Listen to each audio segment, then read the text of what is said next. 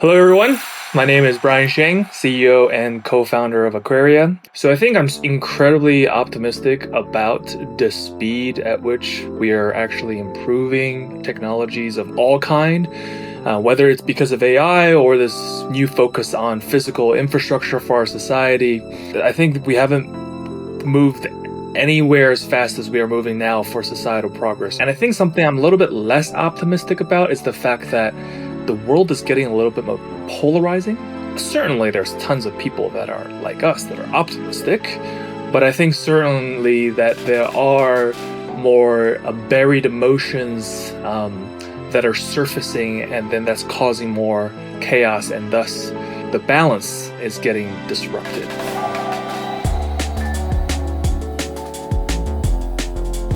Future Optimist. For our audience, to catch them up to speed on the insanity of what you actually do, and I'm just going to paraphrase, feel free to add into this, but you have created a company that is pulling water, drinkable water, from thin air. It's one of those pie-in-the-sky things that you just can't allow yourself to believe that it's actually possible, because how could something like that be actually real in this world? In case I got it wrong, maybe just introduce a little bit about the technology and catch everybody up to speed on what you actually do. Yeah, certainly. Aquaria, what we're building is a new form of water infrastructure for our communities and society. And the way we do that is by harvesting the humidity in the atmosphere. Obviously, we're not the first ones to have come up with this concept, but we can go all the way back to Star Wars and beyond, right? For moisture harvesting and these different concepts. That's true. But we are... Do you have a suit Dune, yet that can capture example. all of your body moisture? We haven't made it into a suit yet. We haven't made it into a suit yet. Next but year. it's supplying homes, mostly residential homes and residential communities in the U.S. today. It's incredible. It brings up a whole host of questions, which I'm really excited to get into. But I think the first and most important question is this for real, or is this a scam? Is it actually legitimately something that we can do in scale? This is absolutely real. On a more serious note, this technology actually was originally created for our military, for our troops. If you go back in the history, the 90s, whether it's the Department of Defense, DARPA, et cetera, you can imagine our troops being out there. Yeah. We have to guarantee their safety and their water supplies. So absolutely it's real. It's just that for the first time, just like computers in the old days, expensive, it's bulky, it's not practical for everyday usage. Now I think we're at a point where this technology is getting more mainstream, and technology improvements are allowing us to actually use it for everyday usage. Absolutely a real scalable form of water. Yeah, it's funny you say that, because I also interviewed a few years back Eric Wendt from Genesis Systems, and he mentioned a use case in the military as well, that there were these types of devices that were supplying people in the Middle East, if I'm not mistaken. So what has been the hurdle? We know that water is a major problem. I'm not quite sure how it is in Texas where you are, but out here in California, major problem. Places along the Colorado River, major problem. Phoenix, major urban areas, and all of these dry desert states. To what degree can this technology alleviate some of those massive looming water shortages that we seem to have around the world and here in the United States?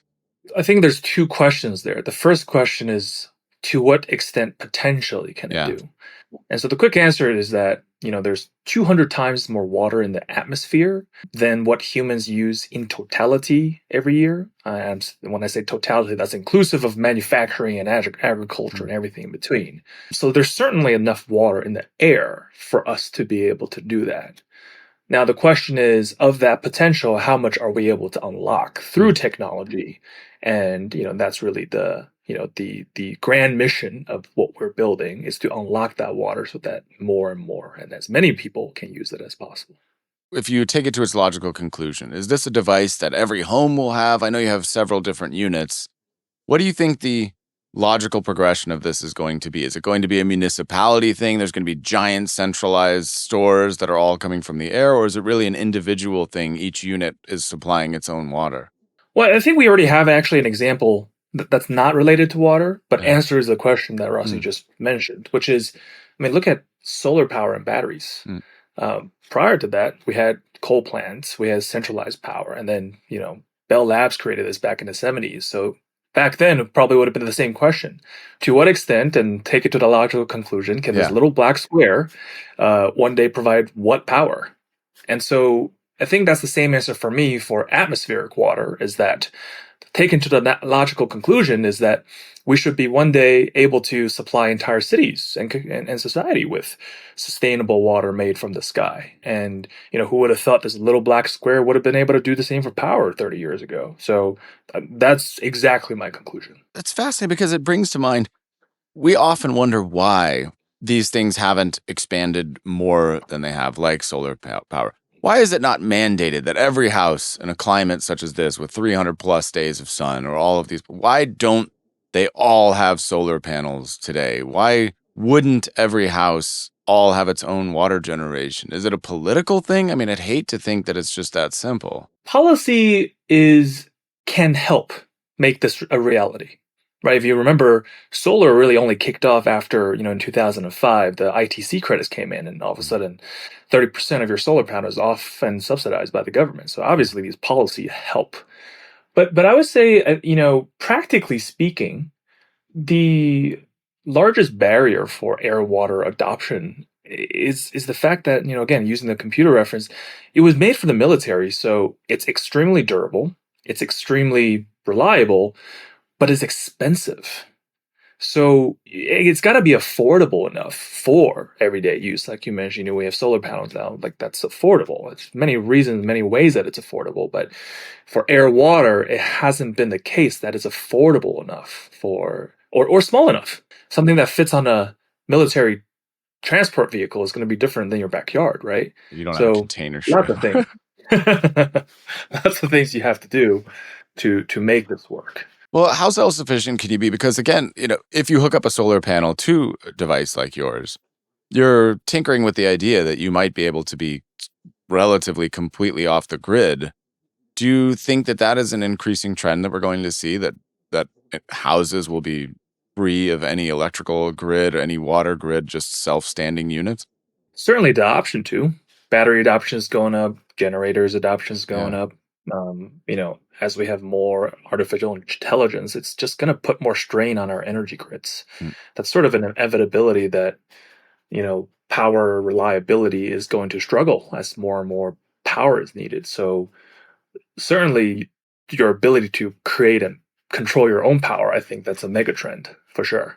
That's super exciting. The idea that your car, all of these things could just be contained in your little bubble. Here, I don't know how it is. I mean, I suppose you probably live in Texas because these things are cheaper, but here, utilities are outrageously expensive, especially in my neighborhood. I'm talking extremely expensive. When you've got air conditioners running around the clock because you have a heat wave, add it all together, and it's a lot. So the promise of being able to skip all of that and say, okay, I only use X amount of gallons per day. For example, your indoor unit produces 10 gallons. Maybe we need a little more than that for a household, but I have my water, I have my power, my car is charged. I get in my car, I drive, and that's the end of it. And I have a $0 utility bill. So that's exciting. We actually already have some customers that are living like that. A lot of our early customers are solar and battery customers. They like that idea of controlling their own resources, the Mm. safety of their family, that they can guarantee everything will be all right no matter what happens. So they got power already and multiple forms of it. So the natural next extension is how to get your water. Before this call, Ross, I know that you sent me an email. It's like, can you show me some stuff that this is real? Yeah, So because that's I what know a it lot is. of people want to believe that. It'd be like if somebody's like, here's a little M&M that you eat it and cancer is gone. You'd say, okay, well, that sounds great. Where is it? Does it actually work? That's we're coming soon to a neighborhood near you. Yeah. This is, I mean, that's actually our biggest plan for 2026 is that we're going to start building up Yeah. local showrooms, show sites in major metros around the U.S. So that, Yeah. like, that's the number one question. We go around, people don't say we don't want this. We're like, is that real? We're like, we Yeah. got to be able to bring you to come see and drink the water and see that it's real now. I think it's like a lot of things. There are so many things in society that are always 10, 20 years off. Things that we've been hearing about for a long time. And it's like, oh, yeah, maybe someday, maybe someday. And when you bridge the gap between maybe someday and today, then it's always, you're unsure what to believe, I think. You read about science, I read about scientific breakthroughs all the time. You think, okay, that'd be really great. And then you don't hear anything about it for another 5, 10 years. You say, what happened there? Did it actually was it actually viable or was it a mistake? And I really think it's part of the, when we talk about technology and optimism, a lot Yeah. of it has to do with cycles, right? Yeah. Like water. I don't know if you've maybe seen a not newsletter, newspaper more recently in the past 18 months. Water is becoming hot right now for two reasons. One is because of the increasing number of natural disasters, Yep. and two is the increasing number of data centers. Yep. Neither of which are exactly related to anything particularly new, but it's the it's making headlines and more people are paying attention. When your state is constantly on fire, as mine is, then you're kind of a little more interested in water than maybe some other folks. Now, my brother who lives in Seattle, he's not too worried about water. Yeah. He has the opposite problem, too much water, but we could use it. On a personal level, you've done some remarkable things. I mean, at a very young age, you did things that most people could never dream of. And like you mentioned, you're a first generation immigrant. So describe a little bit about the trajectory personally of how you ended up on this path of all the various things that you could have done. Why this? Why not an AI company? Why not something, let's say, more traditional or more normal? I think future Optimist podcasts, I think this is right on brand for this conversation. I guess I was always an optimist. Hmm. My parents were refugees actually, and they gave up so much. I mean, this is a pretty typical immigrant story, but Yeah. growing up, I was keenly aware of the sacrifices that my parents made to give my family the opportunity to live the way we do now. And so I think when I went to college, and obviously as a freshman in college, there's a lot of partying, a lot of getting to Woo! social, everything like that. And I was like, no, no, no, no. My parents didn't sacrifice all of that for me to come drink beers as a freshman, Hey, and my parents did. there's nothing wrong with that. There's nothing wrong with that. I I'm loved it. still drinking beer to this day. I'm almost 40, and they're like, when are you going to finally get serious?" But no, okay, continue. Yeah. I just felt that I wanted to do something that I was very passionate about, and that I could do the same things, that build a better future in the same way that I was given the opportunity to. So that's what made me move out to San Francisco first year of college and try to find other people that were working on things that are way smarter, way more accomplished than myself. And so I think I veered off on a different path, just soul searching, because that was supposed to be the pinnacle, just getting into a good school. And then I felt that, this is actually just the beginning. So Right. I think that took me on a different path. So you built a VC at the age of 19. So most people in their freshman year of college, they're hard at work, adding an additional 15 pounds to their body weight and not much else. How did you go so fast from that to 1 year later already becoming a VC? Well, I think it was the same type of logic that my parents growing up, they literally starved. If I Yeah. quit school to go found a company or gain some experience and learn, I'm not going to starve. Mm. I could figure it out. So there really, to me, there was no loss in Mm. pursuing something that was different.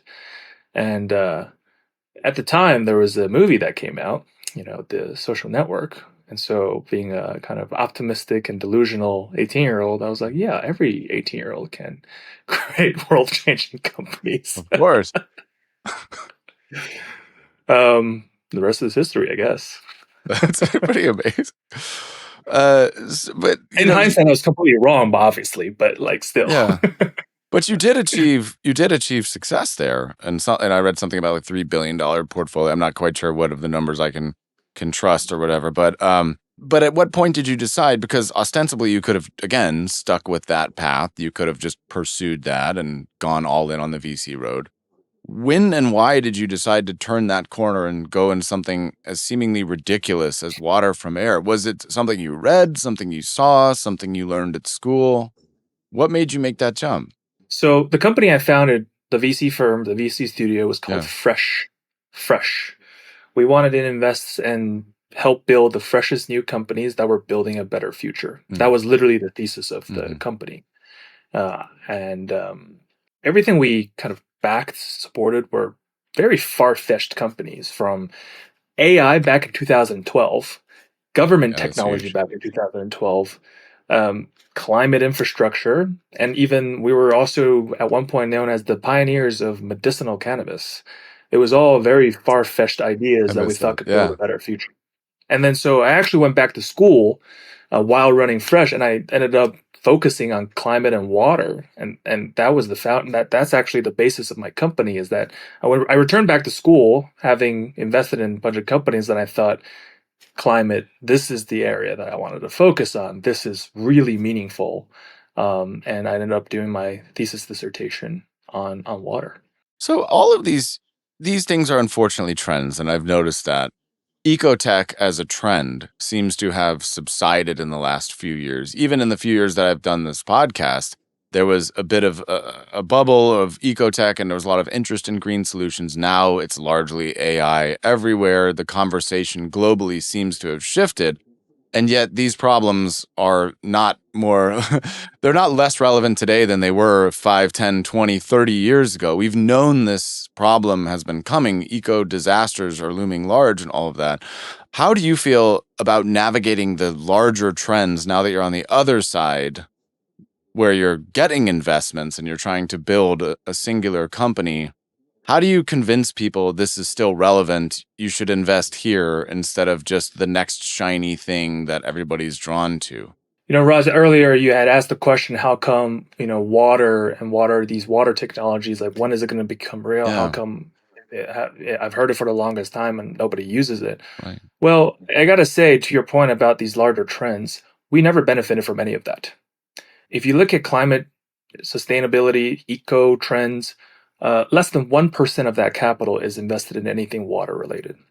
So during the entire course of the history of Aquaria, raising capital and talking to investors that live in regions with no water problems, it's very hard to convince anyone to give you capital for something that essentially is subsidized by the government. Water is supposed to be affordable because it's a public good. Right. You don't have water, people are going to be really mad, and you can't make water expensive. But if you don't make water expensive, where is the economics, the proper market economics of creating technologies and creating better solutions?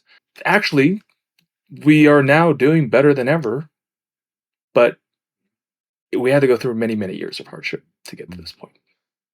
Do you feel that people still see it as a political issue, or have you reached a stage where people are able to just see it as a practical issue? Because you can imagine there's really two sides to that coin that I've noticed. For example, I think it was Jimmy Carter installed solar panels on the White House, and then Reagan or one of the subsequent presidents ripped it down in a symbolic gesture. Why? Just to as a giant middle finger to the sustainability movement. Let's go all in on coal. So a lot of these things have been politicized, and they're not just technological advancements or things that will help an individual. It's become part of a larger culture war. You are based in Texas, where a lot of people are also very interested in things like personal autonomy, personal freedom, freedom from government control, safety for their family, freedom from the grid, and all of that. Do you find that you're at a place where people are more interested in the personal benefits and the apolitical benefits of this stuff, or do you still find that some of these things are politicized in your work? I think it goes back to my earlier commentary, which is The like, we don't dividing. get any love, or we Oh, don't get a love from anybody. We've always just been a water you company. just do water. We were Yeah. never we were I'm never blowing like up your a spot. carbon company. Yeah, Yeah. we're never yeah, so I guess from day one we've always kind of emphasized the practical value that we can help Yeah. people. It was always just about, high quality water, or water you can control, Yeah. or sustainable water. Making practical uses of your solar energy. Would you rather sell it back for 2 pennies a kilowatt hour, or make some clean water? So we're pretty practical. We Yeah. don't get involved in, politics or anything like that. So I think we're just a water company.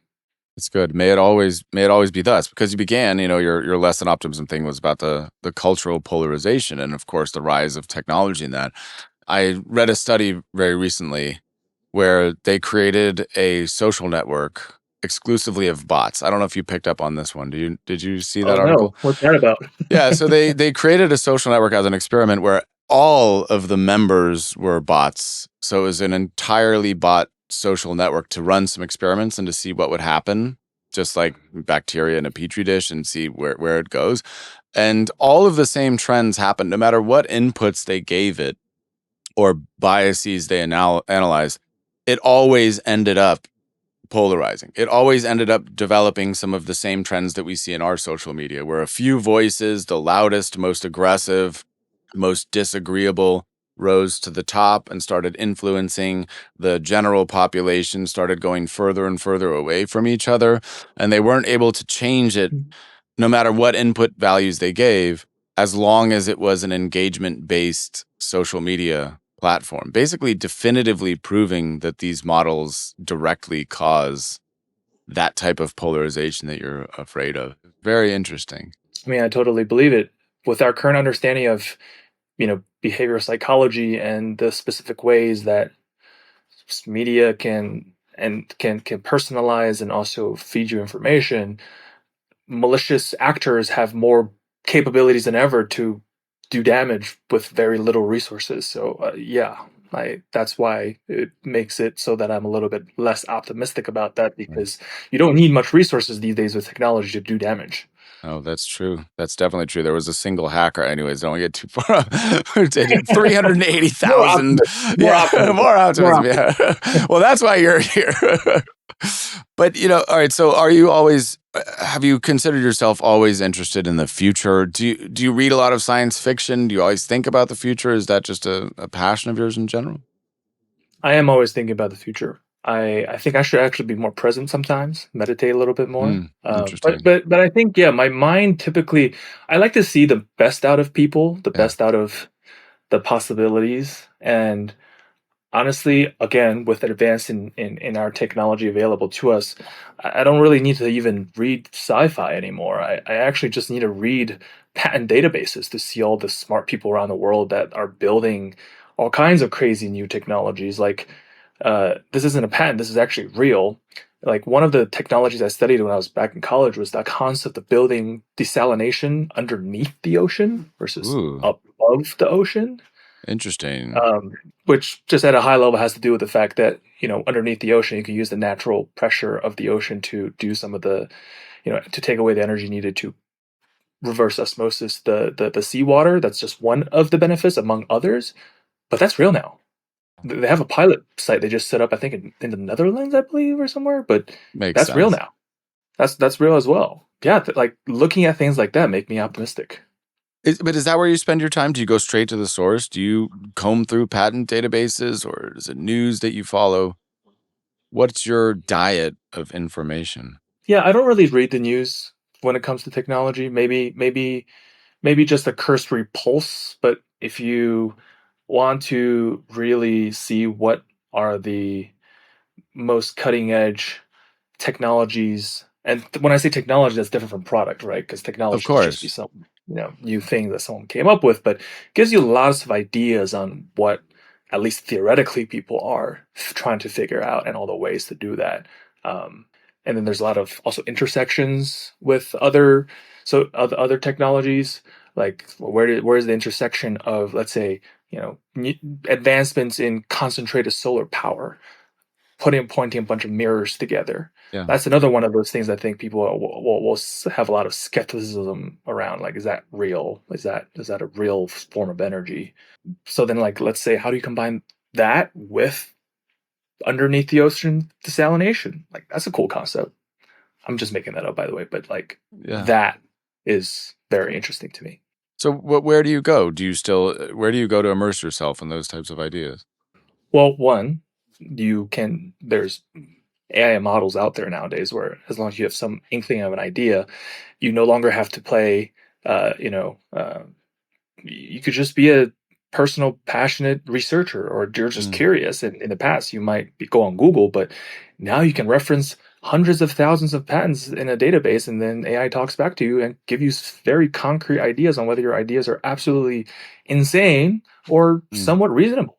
And so you have your personal research system right there. That's a fantastic use case of AI. mm. I love it. I completely agree. I mean, managing those data sets, because I think a lot of us, we all come to the conclusion that the news is itself a problem. Like, I canceled my subscription to the New York Times some months ago, just completely stopped checking in, and I feel so much better for it. I don't miss anything. People always tell me what's going on. It's nice to kind of get rid of that layer and go underneath and find something that is more real. Do you agree with that?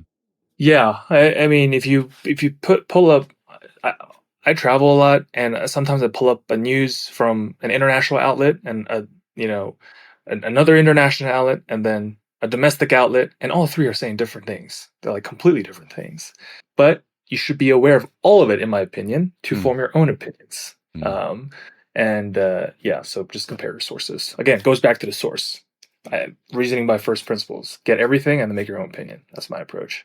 Well, that's clearly a smart approach that served you very well, if nothing else. So, for the people out there who want to become more optimistic, who want to get on this wave, because I think a lot of it feels like a wave, and you can sense the people who are riding a wave, and you can sense the people who are not. Silicon Valley is full of a lot of people who appear to be riding that wave. Yet, a lot of people around the world are not riding a wave. They're sinking into depression. They're wondering how they can get employed. They're afraid of AI taking their jobs. It's almost like two divergent groups that we see. One is very pessimistic and negative and very scared about what's happening, and another group is thrilled with this incredible rate of progress, like you said, that is probably unprecedented in all of human history, where each new day you ask yourself a question: what if you took mirrors and applied it to under? How can people go from that camp to the camp of excitement, and also to where it directly might actually benefit them, so that they're creating a living for themselves while still being involved in ideas that are more fun and more interesting? I think the first step has nothing to do with technology. I think the first step is that the opposite side of a more accelerated technological society is the burden of excessive information, the burden of chaotic environments. And so I think actually the first thing that people should do, like you've unsubscribed to the New York Times, but it's actually, I feel like a big part of it is reinvesting in your personal relationships. Mm, Actually, it's about the real world as it is felt through your immediacy yeah, versus the infinite world out there. And when you can do that, you are happier. yeah. You're in a better place personally to be able to absorb or create a version of reality that is suitable for you. And then also these tools can empower you versus create more chaos for you. I mean, this is a totally different discussion topic, but I do think that, in the days of AI and infinite possibilities, it's actually now, we've been on this trend for the past 20 years, at least 10, 15 years with technological advancement, but it's almost like the opposite direction, back to the basic. It's like, no, no, no, less digital, more real world stuff, more Mhm, real world relationships, your friends, your family, the things you care about. Maybe go do a picnic. When was the last time you went for a picnic? mhm. Maybe in LA more, but other listeners, other audience members, maybe not, right? Huh. I know that's not probably the exact answer, but it's your mentality that shifts, that shapes how you're able to make sense of information and tools that are around you. Because I would say that more than ever, you're actually empowered to create whatever version of reality you want. These tools weren't available even 2 years ago, two and a half years ago. So, but if you're kind of not capable of doing that mentally, then whatever tool is available actually does more harm. It's a double-edged sword. Mhm. That's how I think about it. I think you're absolutely right. And to what degree do you feel that college gave you that? Was that the first mind expanding experience for you, where you started to be immersed in ideas that were maybe bigger than just, I hope I don't starve, as your parents had to worry about? I think it's the combination of real world experience and then going back to college that actually gave me the first of that perspective. Because when I first got to college, I was under the impression that this doesn't seem like what I thought it was. And then it's kind of like, it just seems like a continuation of high school and middle school where you're following someone's direction, you're trying to get good grades. And of course, and that's what everyone else is doing too that you're friends with. So that's just, again, follow the rules and kind of be whatever around you is happening. And unless you just personally have, even prior to college, had the experience of individuality and pursuit of something out of the beaten path, off the beaten path, I should say, then you're just gonna keep on going that until at some point you realize. And some people don't ever realize that they just keep going, right? But if you get out of that and then come back, all of a sudden you're just armed with different perspectives of how the world operates. Yeah, I completely agree. I went in because I thought that I wanted to read a bunch of books, so I majored in English literature and then film. I did a dual degree. And looking back, not that I have a regret, because I think things ended up being just fine. But I'm like, why didn't I just go into tech? Because I was programming calculator games. I was programming when I was 13 years old, all the way. Wow. Yeah, I programmed in assembly language, and I was making websites. I learned PHP and JavaScript and all this stuff when I was 13, 14 years old. I even worked at my mom's actual company just repairing computers because I repaired more in a day than all of their actual employees. And then I got to college and I decided I wanted to read books. I thought, why? I should have been more, I should have done that. Why did I do computer science? I went to a liberal arts school, and, it would have been very different if I had gone to Stanford, I think. But such is life, I suppose. Well, certainly today, there's so many tools that are open up access that, man, you could be any kind of expert, very short period of time. So Ross, you can still go into all of the engineering that you want. That's true. Well, I have been getting back into coding this summer. I've been getting tons into vibe coding and experimenting with that. And it's been really awesome. I've gone so deep into it, building 10, 15 little apps to do things. And it's re-triggering that part of my brain from when I was 13 years old. And it's that kind of problem solving, but assisted. It's been a really, really profound experience. Sometimes incredibly frustrating if you've ever dealt with some of these tools. When it gets it right, it's the most magical thing in the world. When it goes down a path where things aren't working, then it's very frustrating and debugging and all of that stuff. But I do personally feel that renaissance very strongly. It's just unbelievable. And also figuring out what actually we need. I think same thing kind of with water, but in a different principle. What do we need from the grid versus what can we create? We've spent the last 30 years being bombarded with SaaS subscriptions because everybody decided that everything needs to be a software subscription, and that's where all the funding is. So we have all of these software subscriptions that are hounding us every single day of our lives. Do you really need a subscription for an email list? Do you really need a subscription for a social media scheduler? All these things that we've taken for granted. And now it's like, well, maybe you could build your own email tool. Maybe you could build your own social media scheduler. And I find that it's incredibly exciting. There's probably, and I even think extending to the next generation, like there's going to be these crazy 15-year-old, there are yeah. There are kids making $1 billion in a year. Yeah. You 2.0, you're old news, Brian. Old news. It's all these. Did you hear about the 12-year-old VC? Oh my god, that would come full circle if I get an email. Right. Suddenly, it's like not so special.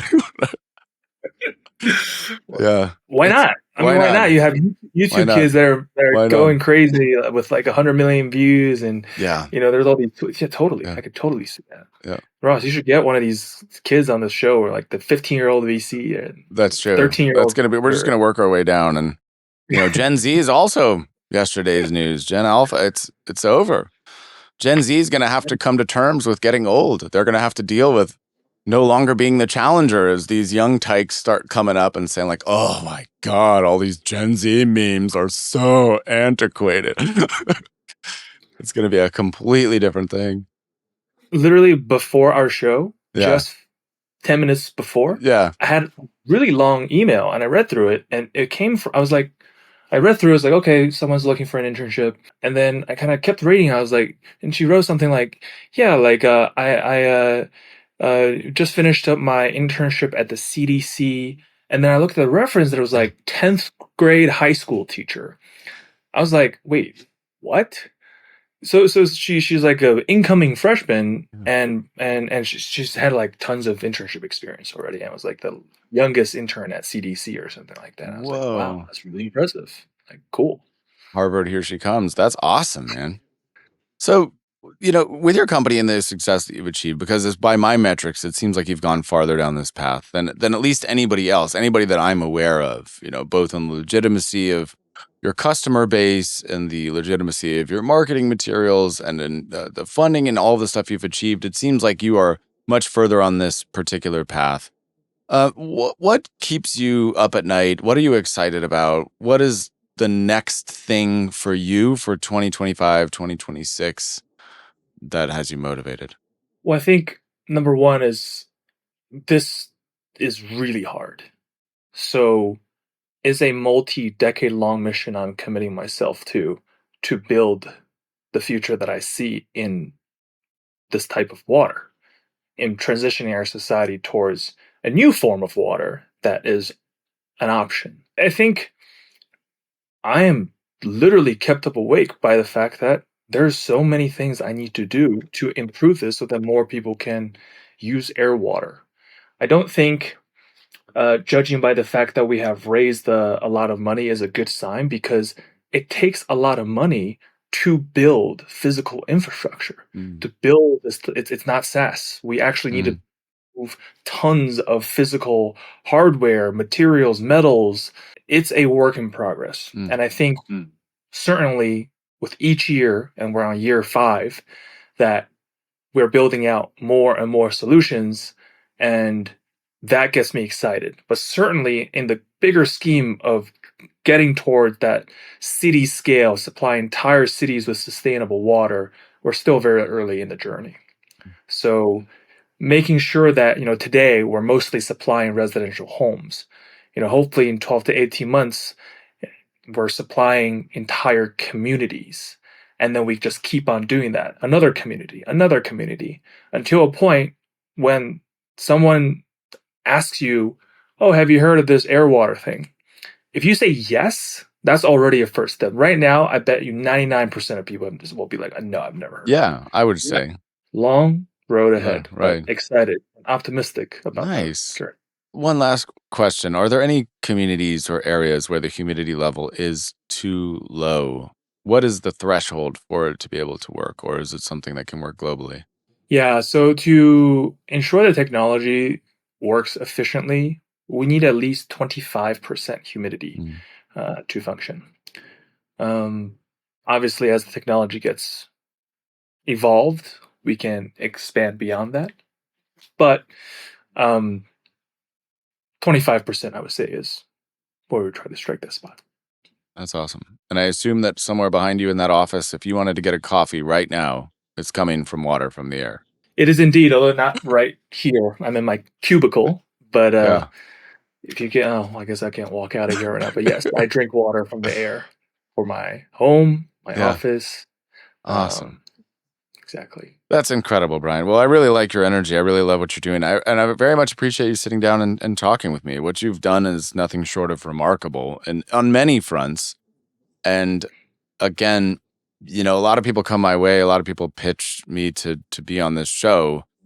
And a lot of it I don't really care about, to be honest. A lot of times it's just not interesting because it's not about the money and it's not about the cash grab. It's about people who see something deeper. That's what I personally latch onto. And people who maintain a North Star of note in a world of endless hype. And it's not about the next supplement brand or the next AI, unless it's a truly noble use case of AI, which there are. But the fact that you've got a vision of a positive future while still staying rooted in a very real concept of the past that was given to you by virtue of being a first generation immigrant and what happened to your parents, it's a really interesting spot to be in. And I think your success is proof that that is a powerful cocktail, let's say. So thanks for taking the time. I really appreciate chatting with you. I really want to thank you for giving me the opportunity to share this story and also share what we're building at Aquaria with the audience members, since it is still early in the journey and we want as many people to be talking about it and understand that this is actually possible today. And so, that's the future is, in so many of the cliches saying the future is already here, but it's not evenly distributed. That's certainly the case here. So appreciate you having me on this show, and really excited to see what else we can do in the near future. I'm excited too, and I can't wait to personally try it. I'm sure I will at some point, but that's on my bucket list to get water from the air. Would love to have one of your machines. Definitely. We are coming to LA expansion in 2026. Nice. So I will for sure give you a ping when we are doing that. Yes, let's do it. I can't wait to see it. Well, that's Brian Sheng, everybody. Thank you again, and best of luck. I really, really hope that everything you look forward to comes true for you, but also for all of us. I think we all stand to benefit from your success. So with that, the official podcast is over.